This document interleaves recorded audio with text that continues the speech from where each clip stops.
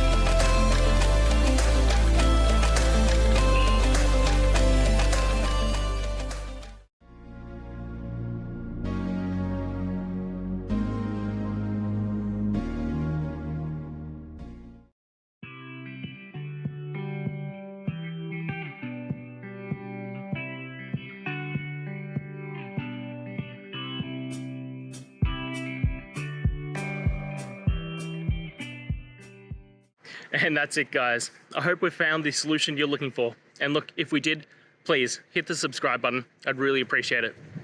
And until the next time you need technical help, I hope you have a good one.